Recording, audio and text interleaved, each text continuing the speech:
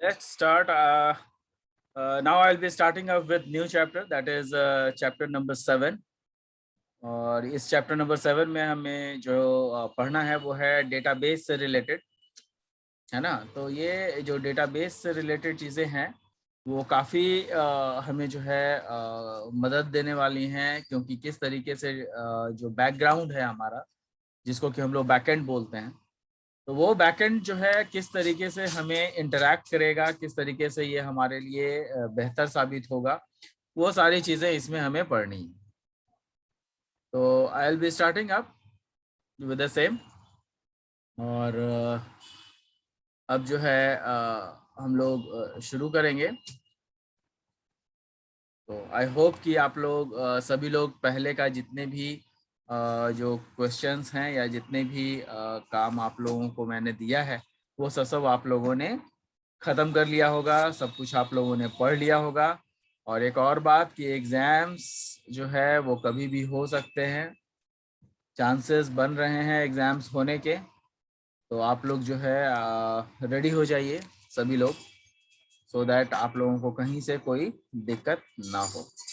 I will be sharing you the screen and now I will be starting up. I hope कि आप लोगों को मेरी screen visible हो गई होगी। तो डेटाबेस नॉर्मलाइजेशन जो है वो हमें पढ़ना है। डेटाबेस नॉर्मलाइजेशन जो है काफ़ी इम्पॉर्टेंट चीज़ है, जिसको कि हम लोग आज डिस्कस करने वाले हैं। काफ़ी कुछ इसमें देखने को मिलता है, काफ़ी कुछ इसमें सीखने को मिलता है। किस तरीके से डेटाबेस को हम लोग नॉर्मलाइज करते हैं, तो वो चीज़ें इसमें पढ़नी है। फंक्शनल डिपेंडेंसीज, यहाँ पे देखिएगा, जो मैंने सबसे पहला जो यूनिट 7 में जो डेटाबेस नॉर्मलाइजेशन है उसमें सबसे पहला जो टॉपिक है वो है functional dependencies. Now what are functional dependencies? तो functional dependencies basically it depends upon the constants which we put on the databases. अब ये कंस्ट्रेंट्स क्या है? कंस्ट्रेंट्स मैंने जैसा कि पहले भी आपको बताया है, कंस्ट्रेंट्स अवरोध को कहते हैं। अवरोध कहने का मतलब कि कुछ ऐसे कंस्ट्रेंट्स होते हैं, कुछ ऐसे अवरोध हमारे द्वारा डेटाबेस पे लगाए जाते हैं ताकि डेटाबेस की सिक्योरिटी, डेटाबेस की जो डिफरेंट फंक्शनैलिटी है वो सुचारू रूप से चल सके। तो उसके लिए हम लोग कुछ कंस्ट्रेंट्स लगाते हैं। जैसे एग्जांपल कि आप अगर कोई साइट खोलते हैं तो उसमें आपको अपना आईडी और पासवर्ड डालना होगा। तो जो आईडी और पासवर्ड हम लोग डालते हैं, तो वो आईडी और पासवर्ड कुछ और नहीं है बल्कि एक कंस्ट्रेंट है जो कि हम लोग लगाते हैं। तो ये कंस्ट्रेंट को ही हम लोग थोड़ा सा ध्यान में रखते हुए जो है ये कुछ ऐसे लीगल रिलेशंस होते हैं जिसमें कि जो है हमें डेटाबेस में ये पुट करते हैं ताकि हम लोगों का जो डेटाबेस है वो थोड़ा सही रहे, वो हमारे लिए सही से काम कर सके। Now let's check what a functional dependencies is. Functional dependencies, जिसको कि एफडी भी कहते हैं। A functional dependency is a constraint. क्या है ये? एक कंस्ट्रेंट है, एक अवरोध है on the set of legal relations. कई सारे ऐसे लीगल रिलेशंस हैं जिनके प्रति, जिनके लिए अवरोध हमें पैदा करना पड़ता है, उनके लिए इंटरप्शन पैदा करना पड़ता है ताकि आप हर चीज न कर पाए। It is between two sets of attributes. दो अलग अलग एट्रीब्यूट के सेट के बीच में ये चीज होता है इन द डेटाबेस। जो भी डेटाबेस है उसके उसमें जो भी हम लोग एट्रीब्यूट लगाते हैं, तो दो एट्रीब्यूट, दो से या दो से अधिक एट्रीब्यूट अगर हो तो उसके बीच में हम लोग ऐसे कंस्ट्रेंट्स लगा सकते हैं जिसको कि फंक्शनल डिपेंडेंसीज कहा जाता है। अब यहाँ पर एक एग्जांपल भी हमने दिया है, let X and Y be the two sets of attribute. किसी एट्रीब्यूट का यहाँ पे देखिएगा कि दो सेट है एट्रीब्यूट का, एक्स और Y of a relation. Given the value x, if there is only one value of y corresponding to, कहने का मतलब ये है कि अगर x और y दोनों ये दोनों वैल्यू है और दोनों एट्रीब्यूट है, तो अगर मान लिया कि x का कोई वैल्यू दिया हुआ है और उस वैल्यू में if there is only one value of Y, और अगर कोई एक वैल्यू ऐसा है वाई जो कि करस्पॉन्ड करता है इस एक्स को, है ना, मतलब एक्स और वाई के साथ कोई रिलेशंस बनाता है, then Y is said to be functional dependent. मतलब एक्स एक वैल्यू है, वाई एक अनदर वैल्यू है, लेकिन अगर वो वाई कोई ना कोई रिलेशन बनाता है एक्स के साथ, तो इसका मतलब ये कहेंगे कि जो वाई है वो फंक्शनल डिपेंडेंट है एक्स पर, है ना। क्या कहेंगे, y जो है y is said to be functionally dependent on x, तो x पे ये functionally dependent. This is indicated by the notation x tending to y। और अगर इस तरीके का आता है तो हम लोग जो नोटेशंस बनाएंगे वो x टेंडिंग टू y बनाएंगे। x टेंडिंग टू y कहने का मतलब ये है कि y is functional dependent on x and is read as x functionally determines y। मतलब इसका मतलब ये कि x जो है डिटरमिन करता है कि y हमारा ही फंक्शन, हमारे टाइप का ही फंक्शन है, and is read as x functionally determines y, और y is functionally dependent on x। या फिर हम लोग ऐसा भी कह सकते हैं कि y जो है x पर फंक्शनली डिपेंडेंट है।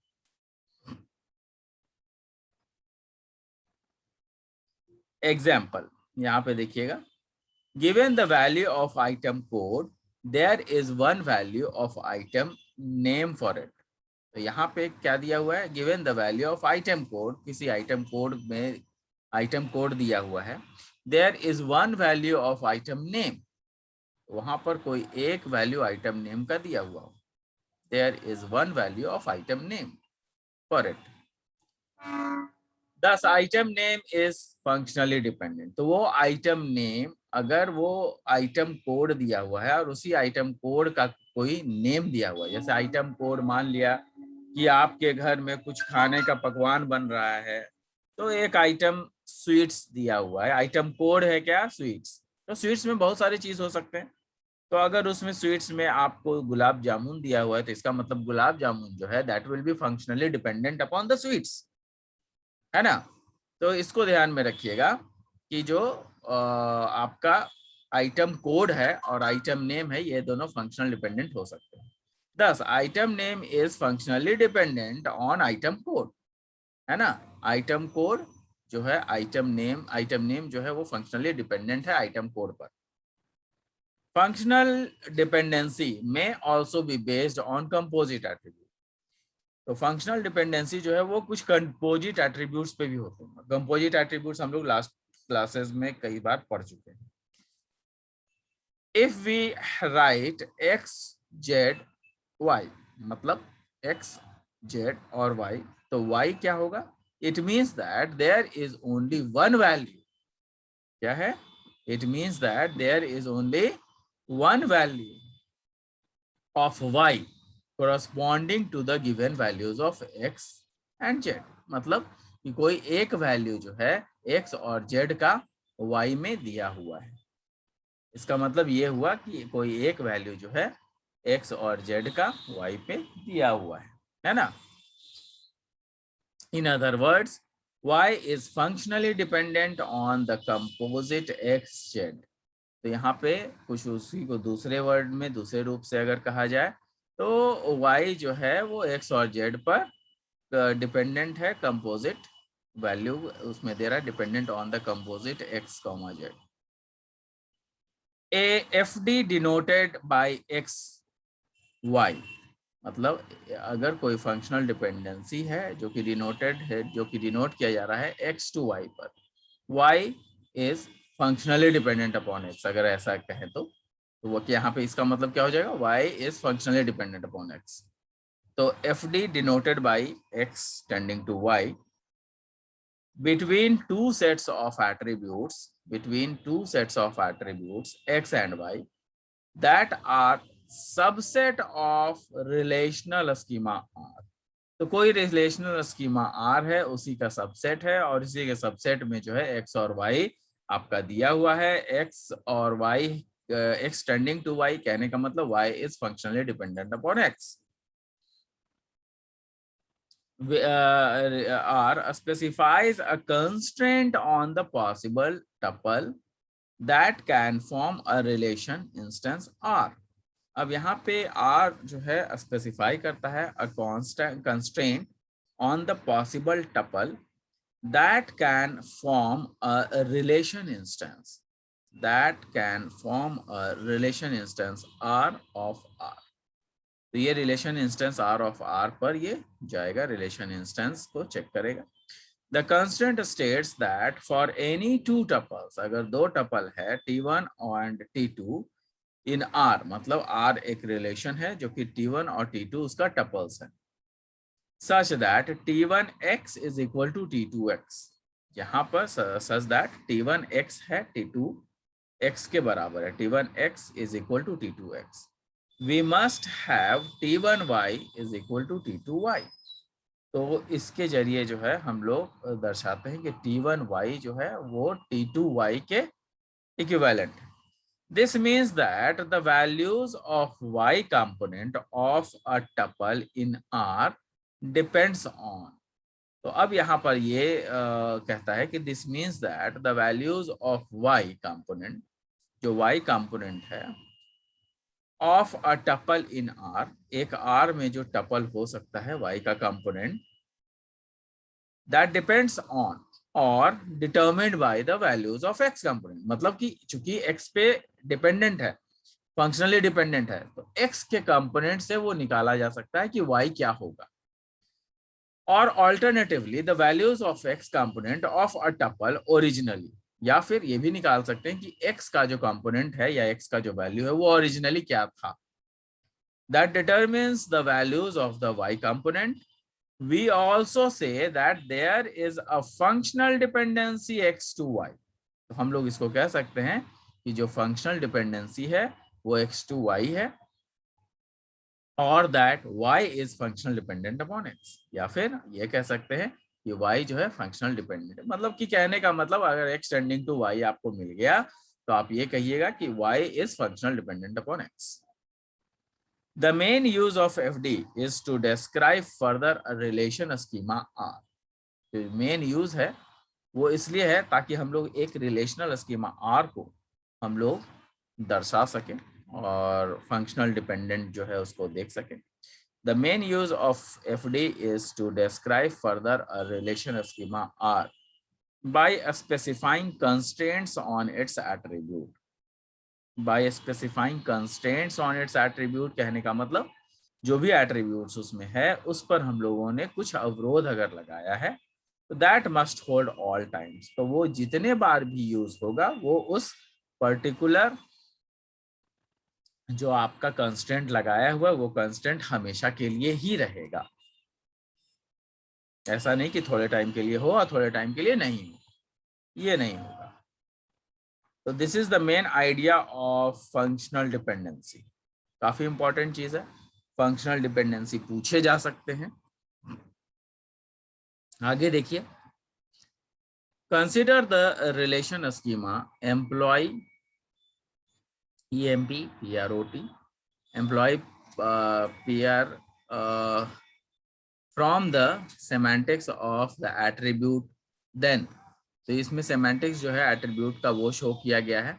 देन FDI मतलब functional dependency 1 tending to A, combination of SSN and P number values. तो P numbers values जो है वो यूनिकली आपका डिटरमिन करेगा.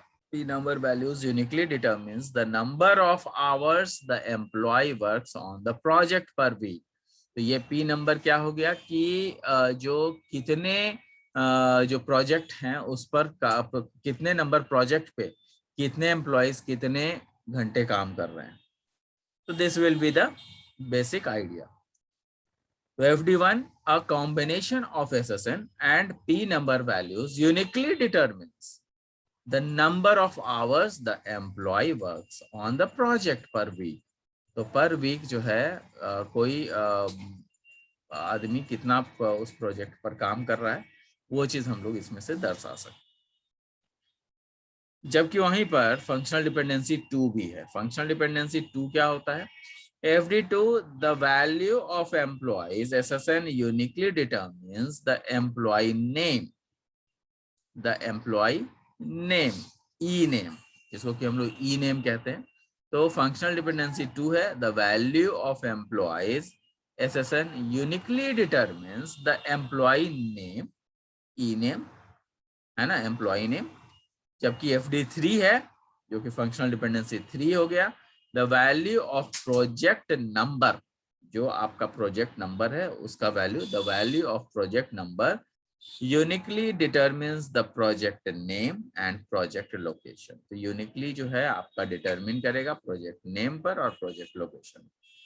यहाँ पर देखिएगा कि SSN, P नंबर, आवर्स, यहाँ पे आपका जो है किस तरीके से FD1, देखिए ये जो FD1 है वो SSN पे डिपेंडेंट है, और FD2 जो आपका P नंबर पे डिपेंडेंट है, आवर्स पे डिपेंडेंट है। तो FD1 जो है वो SSN, P नंबर और आवर्स पे डिपेंडेंट है।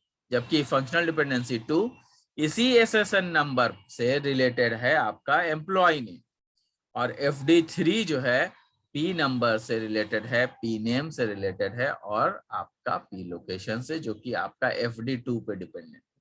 तो FD3 क्या कहता है, the value of project number, यहाँ पे project number uniquely determines project name, यहाँ पे यूनिकली प्रोजेक्ट नेम और प्रोजेक्ट के लोकेशन, ये तीनों चीज को FD3 पे डिपेंडेंट, मतलब फंक्शनल डिपेंडेंसी 3। तो आपको मैंने बताया कि FD1, अब एक एग्जांपल ये लिया जो कि FD1, FD2 और FD3 तीनों ही इसमें आपका शो हो रहा है। FD1 SSN है, सीरियल नंबर जिसको कह सकते हैं, प्रोजेक्ट नंबर है और आवर्स है, किसी प्रोजेक्ट नंबर पर कितने घंटे दिए जा रहे हैं वीक में, तो वो फंक्शनल डिपेंडेंसी 1 शो करेगा। फंक्शनल डिपेंडेंसी 2 क्या शो करेगा कि जो SSN है, सीरियल नंबर है, उससे अटैच हो जाता है एम्प्लॉय नेम। तो एम्प्लॉय का जो नेम है वो किसी न किसी पर्टिकुलर SSN से अटैच है। क्यों? क्योंकि वही SSN से हम लोग ये पता कर सकते हैं, FD2 से FD1 को रिलेट करेंगे और उससे ये पता चलेगा कि आपका जो FD1 है वो किस प्रोजेक्ट नंबर से और कितने आवर पर काम हो रहा है, किस प्रोजेक्ट नंबर पर कितने घंटे काम हो रहा है। तो एम्प्लॉय नेम से हमें पता चल जाएगा SSN, और उस SSN से पता चलेगा हमें P नंबर, और उस P नंबर से पता चलेगा आवर्स। ठीक है, तो FD1, FD2 रिलेटेड हो गया। फिर FD3 है यहाँ पे फंक्शनल डिपेंडेंसी 3, जो कि प्रोजेक्ट नंबर, प्रोजेक्ट नेम और प्रोजेक्ट लोकेशन का है। तो इसका मतलब ये हुआ कि जब हम FD3 के बारे में हमें जब पता चलेगा तो हम पता कर सकते हैं कि उसमें कौन कौन से एम्प्लॉय काम कर रहे हैं, कौन कौन से नंबर के एम्प्लॉय जो है, एम्प्लॉय नंबर कौन कौन से हैं, कौन से प्रोजेक्ट पे काम कर रहे हैं, कौन से कितने घंटे काम कर रहे हैं, कितने प्रोजेक्ट पे काम कर रहे हैं, क्या प्रोजेक्ट का नाम है और उसका क्या लोकेशन है। ये सारी चीजें FD3 में मुझे पता चल जाएगी। मतलब कि FD3 will be related to FD2 and FD2 will be related to FD1, and that's how the whole database will be related to all the tuples। जितने भी टपल्स हैं उससे सारे रिलेशंस होंगे, और यही मेन फंक्शनल डिपेंडेंसी का काम। तो आई होप कि फंक्शनल डिपेंडेंसी आप लोगों को समझ में आया। इसके बाद अगर हम आगे बढ़ें तो कुछ फिजिकल बैकअप्स की बातें हो रही है। एक मिनट।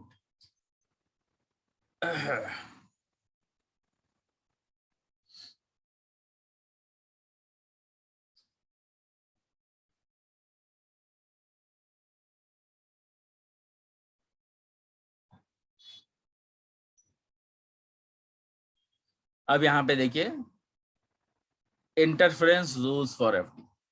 तो कुछ रूल्स हैं FD के, वो हम लोग यहाँ पे डिस्कस करेंगे। इन्फ्रेंस रूल्स, तो इन्फ्रेंस रूल्स क्या है? We denote by F, we denote by F से हम लोग दर्शाते हैं the set of functional dependency that are specified on relation schema R। तो वो जो the set of functional dependency है, मतलब जो भी फंक्शनल डिपेंडेंसी है, that are specified on relational schema R, वो स्पेसिफाइड है रिलेशनल स्कीमा आर पे। मतलब जो आपका स्पेसिफिकेशन है रिलेशनल स्कीमा आर का, वो जो है यहाँ पे दर्शाया जाता है, we denote by F the set of functional dependency that are specified on relational schema R. तो ये जो रिलेशनल स्कीमा आर है, जो रिलेशनल स्कीमा आर है, उसी पर ये फंक्शनल डिपेंडेंसी है that are specified on relational schema R. उस रिलेशनल स्कीमा आर पर कौन सा फंक्शनल डिपेंडेंसी लगेगा, क्या रूल्स लगेंगे, वो सारी चीजें यहाँ पे हम लोग देखेंगे। Typically the schema designer specifies the FD. तो टिपिकली जो है हम लोग जो स्कीमा डिजाइनर है वो फंक्शनल डिपेंडेंसी को ध्यान में रखते हुए काम करता है। That is obvious, usually numerous other FD holds in all legal relation instance। तो यहाँ पर यूजुअली जो है numerous other FD holds in all legal relation instance, कहने का मतलब कि बाकी के जितने भी इंस्टेंसेस है उसमें भी ये अपना मतलब कि एक होल्ड रखता है अपना, जो है जैसे अभी हमने देखा FD2 FD1 से रिलेटेड है, FD3 FD2 से रिलेटेड है, FD1 से रिलेटेड है, दोनों से रिलेटेड है। तो वही यहाँ पे कह रहा है कि आपका जो फंक्शनल डिपेंडेंसी है that will hold a legal relation. यहाँ पे देखिए, FD holds in all legal relation instance that specify the dependencies in F. मतलब कौन कौन सी चीजों पे डिपेंडेंट है, वो सारी चीजें डिपेंडेंसी आपका रिलेशन से दिख जाता है। The FD is inferred from a set of dependencies. FD क्या है? The FD is inferred from a set of dependencies F। यहाँ पे कई सारे set of dependencies हैं। Set of dependencies F specified on relation R। यहाँ पे जो रिलेशन R दिए गए हैं उस पर कई सारे फंक्शनल डिपेंडेंसी इन्फर उससे हो सकते हैं। इन्फर हो सकते हैं का मतलब उस पर रिलेटेड हो सकते हैं, उस पर डिपेंडेंट हो सकते हैं। जैसे यहाँ पर कहा गया extending to y, that means y is functional dependent to on x। तो ऐसा नहीं कि केवल y एक और x के बीच में यहाँ पे रिलेशन दिखाया गया है, तो वैसा ही इसका रिलेशन और भी हो सकता है। That holds in every relation state R, मतलब कोई भी आपका रिलेशन स्कीमा जो R है उसमें ये स्टेट दिखा सकता है। A legal instance of R, तो ये क्या होगा, एक लीगल इंस्टेंस होगा R के लिए। द क्लोजर F प्लस, यहाँ पे F प्लस दिखाया गया है, functional dependencies of F is the set of all functional dependency. मतलब जितने भी फंक्शनल डिपेंडेंसीज हैं उसको हम लोग लिख सकते हैं F plus of F।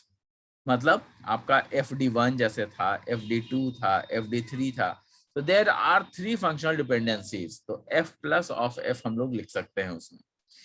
Is the set of all functional dependency. F plus of F मतलब हो गया जितने भी फंक्शनल डिपेंडेंसीज हैं उन सभी के बारे में बातें की जा रही है, तो उसका एक सेट को हम लोग F प्लस ऑफ F लिखेंगे। That can be inferred from F। Closure of the set of FDs।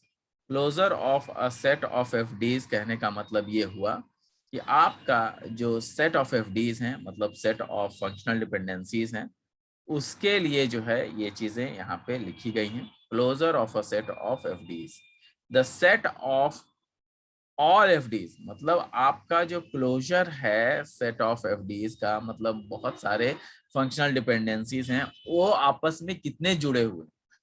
So the set of all FDs implied by the given set of FDs is called the closure of F। ये ध्यान रखिएगा, बार बार पढ़िए इसको। The set of all FDs, set of all FDs मतलब जितने भी functional dependencies हैं हमारे पास, the set of all FDs implied by the given set of FDs, जो कि बहुत सारे FDs के द्वारा दिए गए हैं, is called the closure of FDs। मतलब अगर F के बारे में F के बातें करें तो F में बहुत सारे जितने भी फंक्शनल डिपेंडेंसीज हैं उस सारे सेट F में आ जाएंगे। एंड इज डिनोटेड बाय, जो कि F को ही हम लोग डिनोट करते हैं F प्लस से। F+ अगर हमने लिख दिया मतलब सेट ऑफ फंक्शनल डिपेंडेंसीज है। तो इसी के लिए जो है यहाँ पे कुछ रूल्स है। There are the following are 3 rules called Armstrong axioms।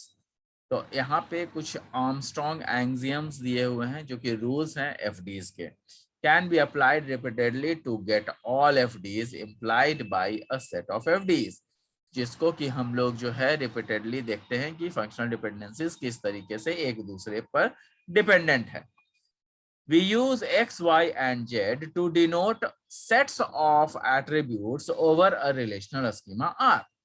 तो हम लोग क्या करते हैं कि we use X, Y, Z, हम लोग X, Y और Z को यूज करते हैं ताकि हम लोग ये डिनोट कर सकें कि सेट ऑफ एट्रीब्यूट्स क्या है ओवर अ रिलेशनल स्कीमा, किसी रिलेशन स्कीमा R पर सेट ऑफ एट्रीब्यूट्स क्या है।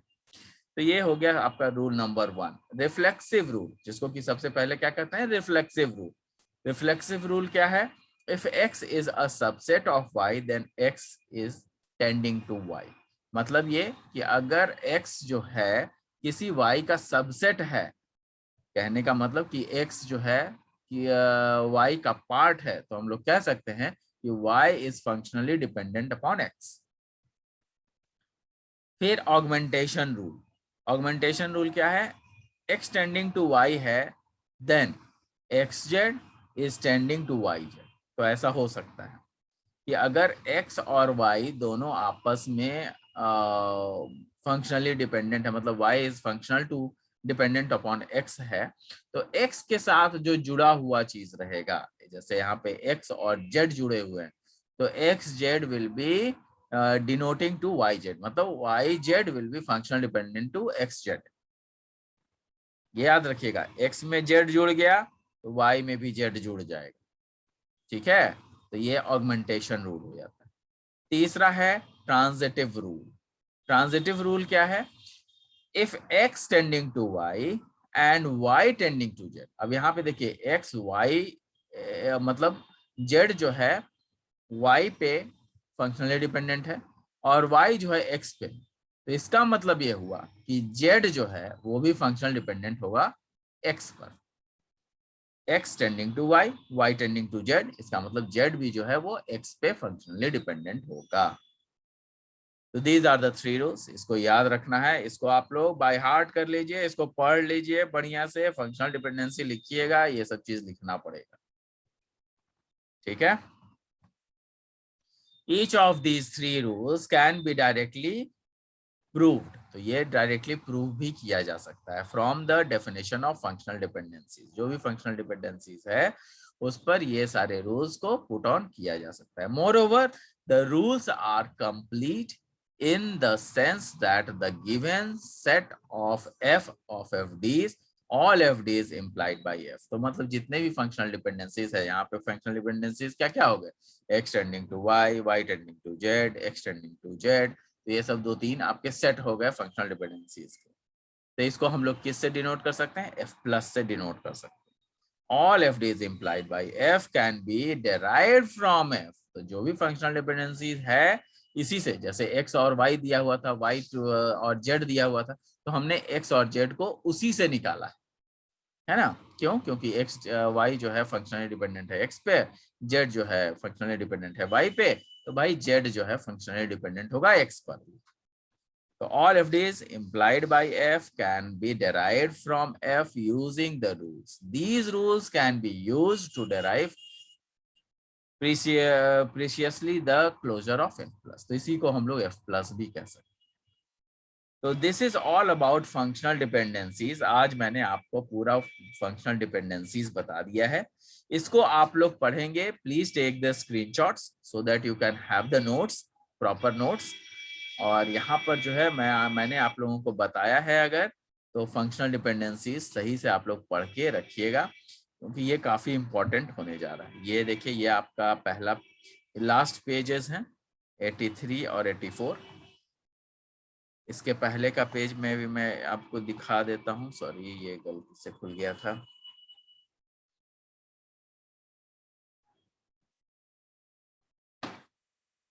ये देखिए, ये आपका 81 और 82 पेज नंबर है। Please take the screenshots. यहाँ पर आपका 80 से शुरू किया था, तो हम लें 80, 81, 82, 83, 84, 5 पेज हमने आज किया है। तो इसको आप लोग थोड़ा ध्यान से पढ़ लेंगे। तो thank you guys, thanks a lot, will have a nice time. पढ़ते रहिए, मुस्कुराते रहिए, और कोई दिक्कत हो तो पूछ लीजिए। Thank you, bye bye, we will meet in the next class now.